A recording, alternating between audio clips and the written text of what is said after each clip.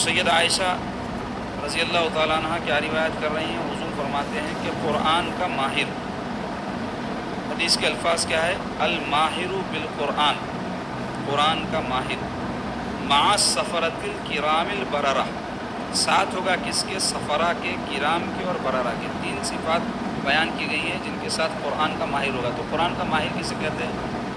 قرآن کا ماہر اس شخص کو کہتے ہیں جو تجوید کے ساتھ اچھی طرح قرآن مجید پڑھ سکتا ہے، پڑھا سکتا ہے، دوسرے قرآن کے معنی و مفاہیم جانتا ہے، تیسرے قرآن مجید کی تعلیمات پر عمل پیرا ہے، اس کو کہیں گے قرآن کا ماہر۔ اگر صرف قرآن اچھا پڑھنے اور پڑھانے کا ماہر ہے تو ایک درجے میں ہے وہ، اور اگر وہ اس کے ساتھ قرآن مجید کی معنی و مطالب کا بھی ماہر ہے، تفسیر بھی جانتا ہے، احکام بھی جانتا ہے، تو دوسرے درجے میں یعنی اور اعلیٰ درجے میں۔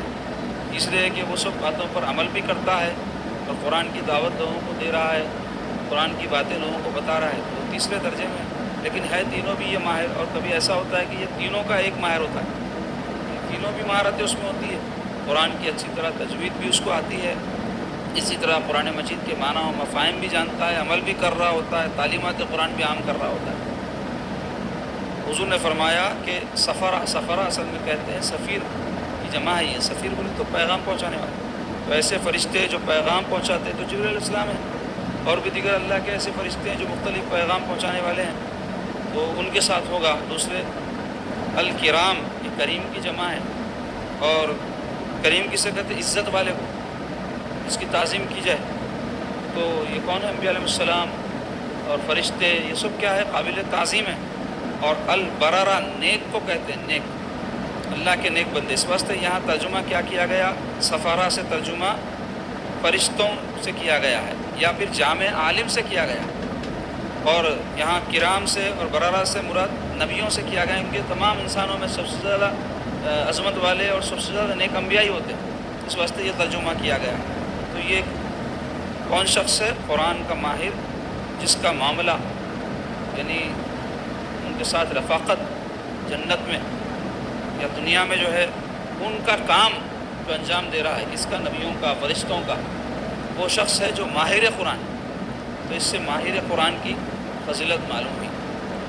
دوسرے وہ شخص جو قرآن تو پڑھتا ہے لیکن بیچارہ صحیح طور پہ سیکھا نہیں، اس واسطے اٹک اٹک کے پڑھتا ہے، یا پھر کوئی زبان کی لکونت کی وجہ سے اٹکتا ہے، یا پھر بعض لوگ کن ذہن ہوتے ہیں، جلدی سے ان کو باتیں ذہن میں بیٹھتی نہیں، تو قرآن بھی سیکھنے میں ان کو مشکل ہوتی ہے۔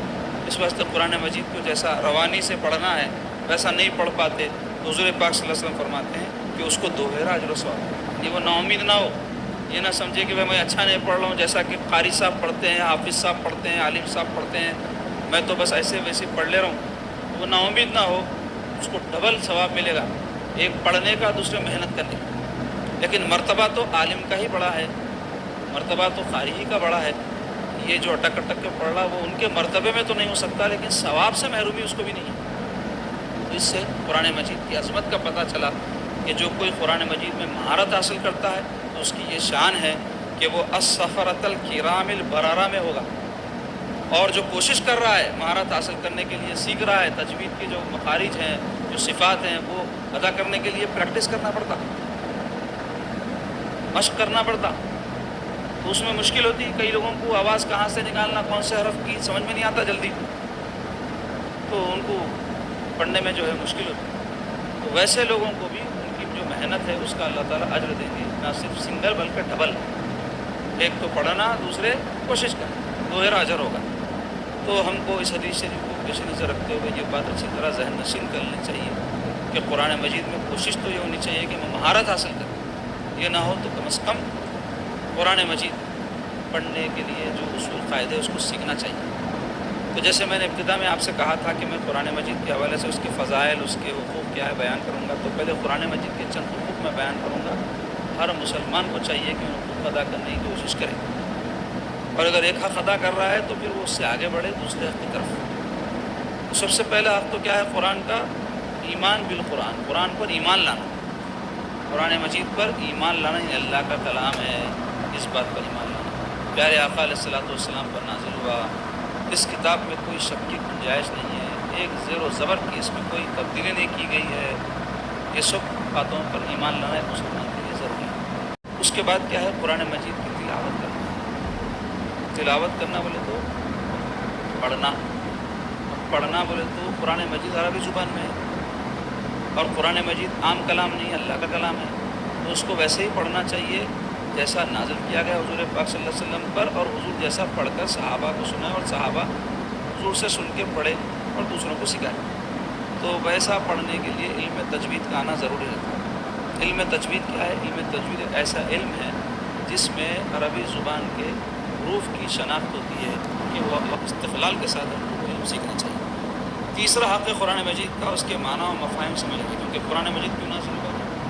صرف تلاوت کے لیے نازل نہیں ہوا، تلاوت کرنے سے تو اس کے ہر حرف پر نیکی اور ثواب ہے، لیکن کیا صرف ثواب کی کتاب ہے یہ؟ ثواب تو دوسرے کاموں میں بھی، نماز میں بھی ثواب ہے، ذکر میں بھی ثواب ہے، کسی کے ساتھ ہمدردی کرنے میں بھی ثواب ہے، تو خالی ثواب کے واسطے ہے یہ۔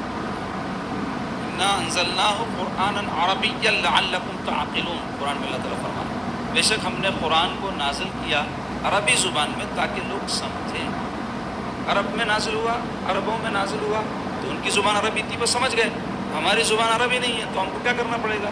یا تو عربی سیکھ کر سمجھنے کی کوشش کرنا پڑے گا، یا پھر اپنی زبان میں اس کا ترجمہ پڑھنا پڑے گا۔ تو قرآن مجید کا ترجمہ پڑھو، روز ایک بار، بہت دکھنا نہیں پڑ سکتا، 2 رکوع، یہ تو بہت نہیں ہے، 2 آیت، 2 آیت تو پڑھ سکتے، 3 آیت تو پڑھ سکتے، ترجمہ پڑھو۔ اہل سنت و جماعت کے علماء شروع کیسا کرو؟ پوری قرآن مجید کا روز 3 آیت کر کے ترجمہ پڑھوں گا بولتے پڑھو، ایک قرآن پوری ترجمہ خالی ختم کروں گا، ایسا تو معنی و مفاہیم سمجھنا قرآن کا اس کا حق ہے۔ چوتھے، اب یہ کوئی بات آپ کو سمجھائے اللہ تعالیٰ، یہ کرو یہ مت کرو، ایسا کرے سے والوں کا یہ انجام ہو گیا، ویسا کرے سے والوں کا وہ انجام ہو گیا، تو ہم کو جو کام اللہ تعالیٰ کرنے کا حکم دیے وہ کرنا ہے، اور جس سے منع کی اس سے رکنا ہے، یعنی اس کی تعلیمات پر قرآن کی عمل پیرا ہونا۔ اس لیے قرآن مجید نازل کیا گیا کہ سمجھے کیوں؟ تاکہ جو کرنے کے کام ہے کریں، جو نہ کرنے کے کام ہے اس سے بچیں، اللہ کی رضا کے کاموں کریں، اللہ تعالیٰ کی ناراضگی کے کام چھوڑ دیں۔ تو عمل بالقرآن یہ کیا ہے؟ قرآن کا ایک حق ہے۔ اور 5واں حق ہے قرآن سیکھنا اور سکھانا، اور وہ شخص بہترین شخص ہے، حدیث شریف میں آیا، سیدنا عثمان غنی رضی اللہ عنہ روایت کرتے حضور پاک صلی اللہ علیہ وسلم فرماتے ہیں خیرکم من تعلم القرآن وعلمہ، تم میں بہترین آدمی وہ ہے جو قرآن سیکھے اور دوسروں کو سکھائے۔ تو خود سیکھیں گے تو سکھائیں گے نا۔ تو کئی لوگ سیکھے ہوئے بھی ہوتے مگر سکھانے کی توفیق نہیں ہوتی۔ ہم کو علم تجوید آتا تو پڑھانا، دوسروں کو سکھانا، گھر میں شروع کرو اس کا آغاز۔ شوہر ہے تو بیوی کو سکھاؤ، بیوی کو آتا تو شوہر کو سکھائے، اور باپ کو آتا تو بچوں کو سکھائے، ماں کو آتا تو بچوں کو سکھائے۔